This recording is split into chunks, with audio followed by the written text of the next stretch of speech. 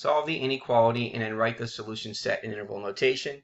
We have -3, which is less than or equal to x minus 2 divided by -3, which is less than 2.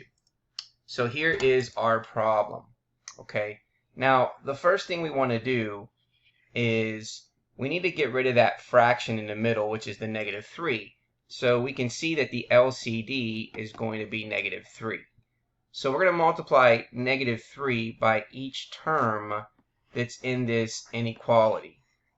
Okay, now keep in mind, excuse me, if we multiply it by a negative, we need to flip the inequality symbols. Okay, so that means that this is going to be greater than or equal to, and this is going to be greater than. Now, -3 times -3 is going to give us +9. If we multiply this entire thing by -3, -3 divided by -3 is 1, so what's left in the middle is x minus 2. And then -3 times +2 is going to give us -6. Okay, and now we want to do is we want to isolate the variable. So in order to isolate the variable, we're now going to add 2 to all three sides of this inequality.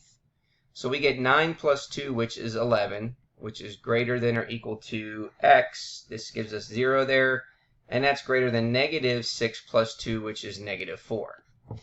Okay, now whenever we read an inequality statement, the smaller number has to be on the left side and the larger number is on the right side. So what I mean is, think about when you look at the number line.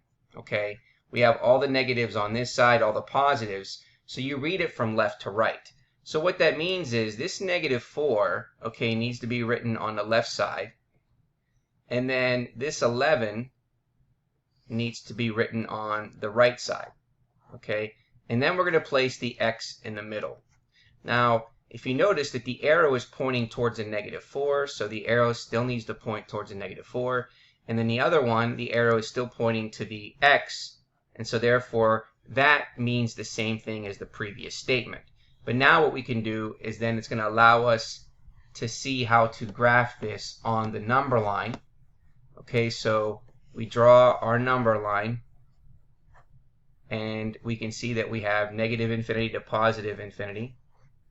And we have the value -4 over here, and then we have +11. So then how do we write that interval notation? Well, it's less than, so that means we have a parenthesis at -4. It's less than or equal to, which is a bracket at 11, and it's everything that's in between. So therefore, the interval notation is going to be parenthesis -4, comma 11 with a bracket. Let's go ahead and put that in there. So we have parenthesis -4, comma 11 with a bracket. Let's check our answer. And there is our result.